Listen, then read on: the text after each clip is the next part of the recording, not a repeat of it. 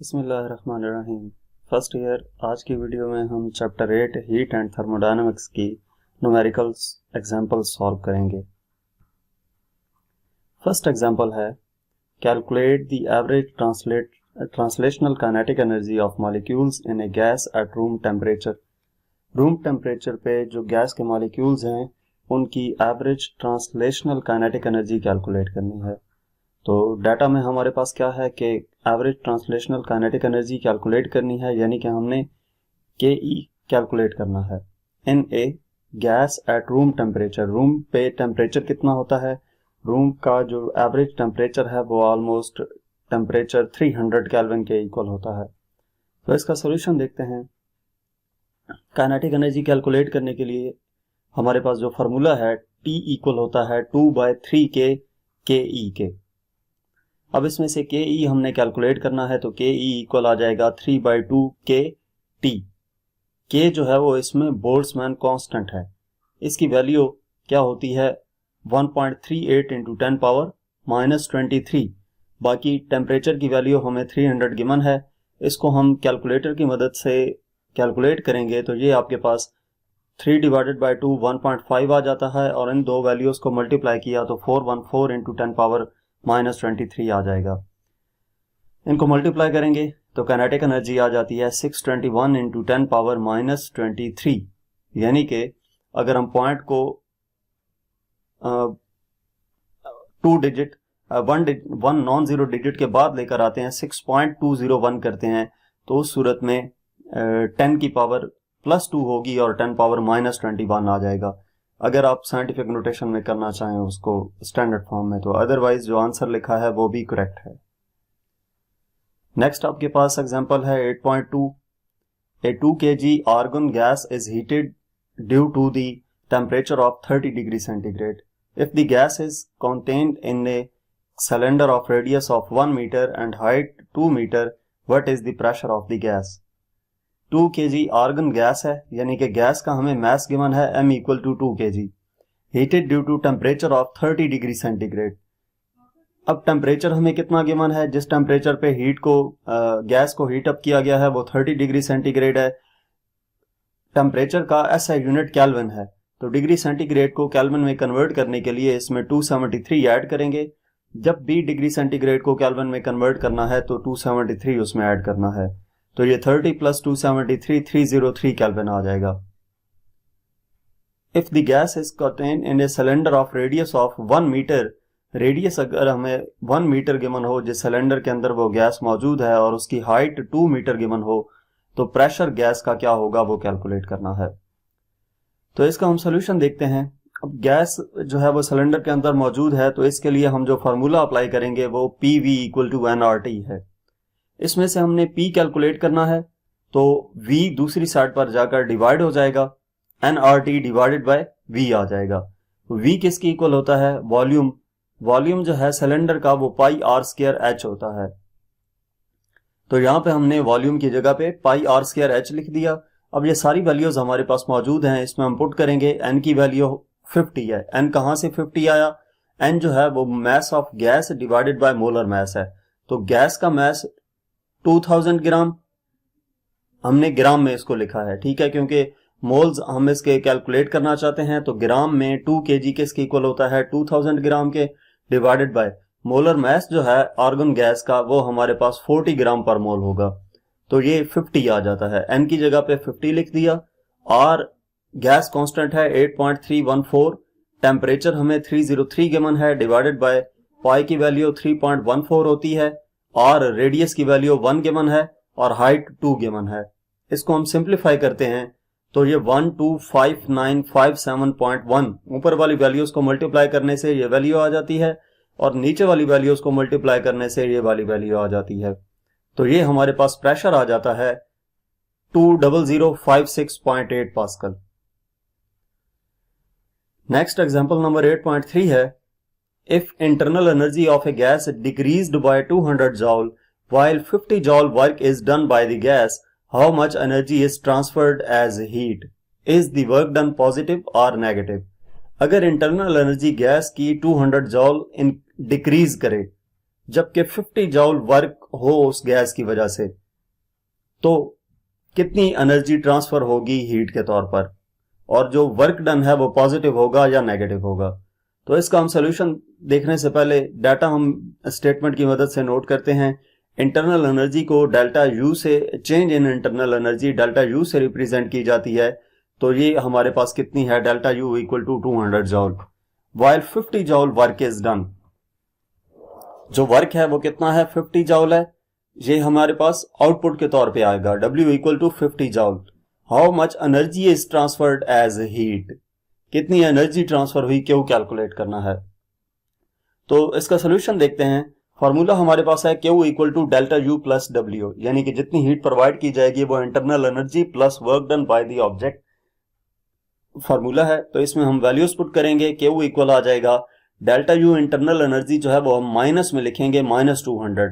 इसकी वजह क्या है कि इंटरनल एनर्जी जो है गैस की वो डिक्रीज हुई है, डिक्रीज होगी तो -200 आएगा, अगर इंक्रीज होती तो +200 आता।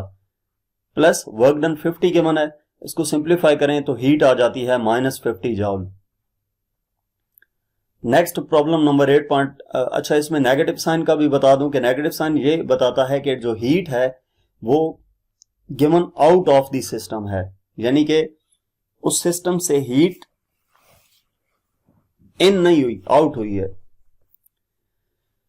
8.4 न्यूमेरिकल एग्जांपल है, find the efficiency of heat engine operated between 400 degree centigrade and 30 degree centigrade.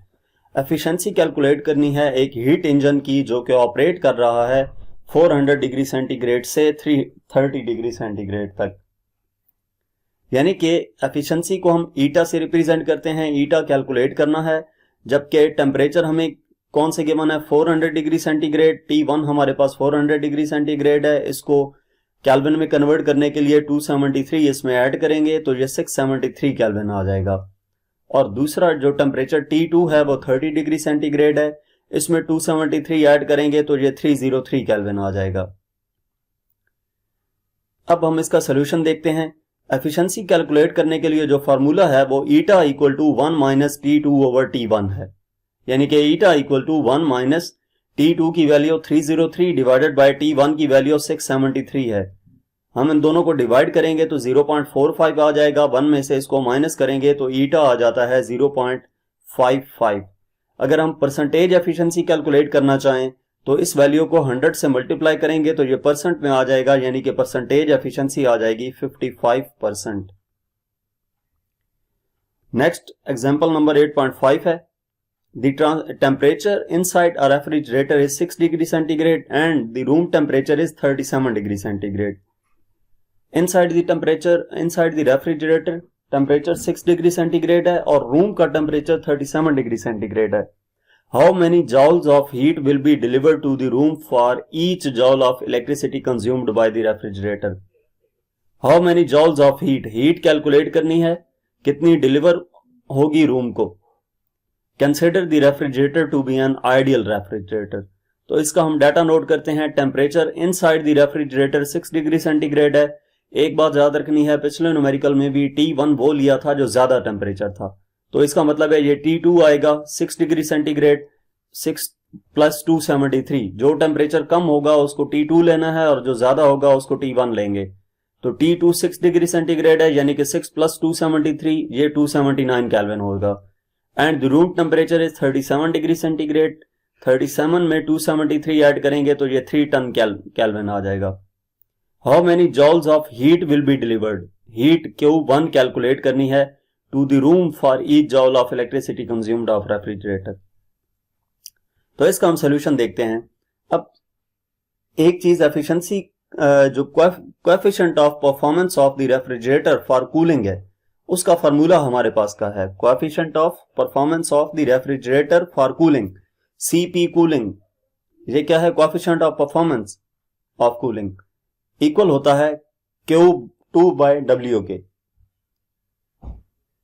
अब CP कूलिंग इस के भी इक्वल होता है T2 over T1 minus T2। जब ये इसके इक्वल भी है और ये इसके इक्वल भी है तो हम इन दोनों को लेकर आगे सॉल्व करते हैं। यानी कि इसमें से Q2 ओवर W इक्वल आ जाएगा, इसमें हम वैल्यूज पुट कर देंगे। T2 की वैल्यू 279, T1 की 310 माइनस T2 की 279, तो ये Q2 इक्वल आ जाएगा। इसको हम सिंप्लीफाई करें, 279 डिवाइडेड बाय ये 31 रह जाता है और W इधर जाकर मल्टीप्लाई हो गया, तो ये Q2 आ जाता है 9W के। अब इसमें W क्या है? वर्क डन है। कौन सा work done? Work done by the pump.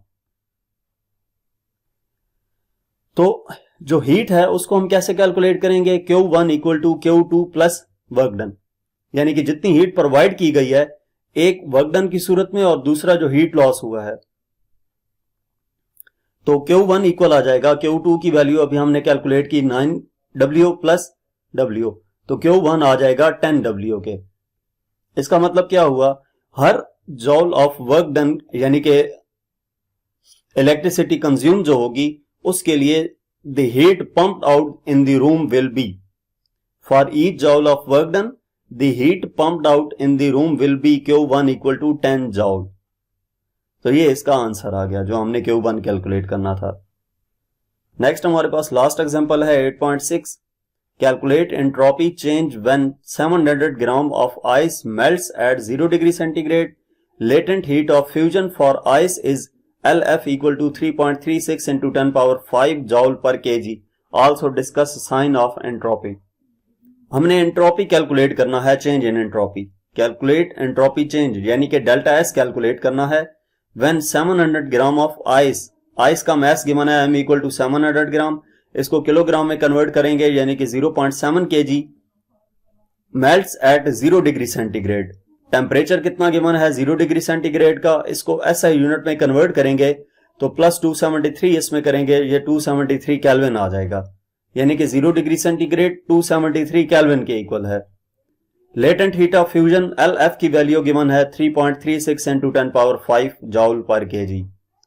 तो अब हम सोल्यूशन देखते हैं इसका। एंट्रोपी फाइंड करने के लिए हमारे पास फार्मूला है delta S equal to delta Q over T।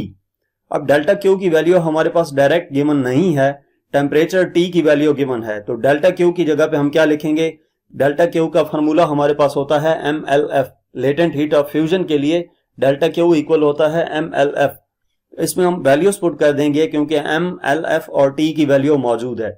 M की वैल्यू 0.7 है, LF की वैल्यू 3.36 इंटू 10 पावर 5 है, डिवाइडेड बाय टेम्परेचर 273 है। तो इसको हम कैलकुलेट करेंगे, डेल्टा S इक्वल आ जाएगा 235,200 डिवाइडेड बाय 273, यानी कि डेल्टा S इक्वल आ जाएगा 861.5 जॉल पर केल्विन। तो यहां तक हमारे पास इस चैप्टर की न्यूमेरिकल एग्जांपल्स थी। मजीद किसी भी चैप्टर की एक्सरसाइज का सोल्यूशन देखने के लिए हमारा चैनल विजिट करें। इसके अलावा अगर आप किसी भी सब्जेक्ट की ऑनलाइन जो हम ट्यूशन पढ़ना चाहते हैं तो हमसे व्हाट्सएप पे कांटेक्ट कर सकते हैं। Thank you.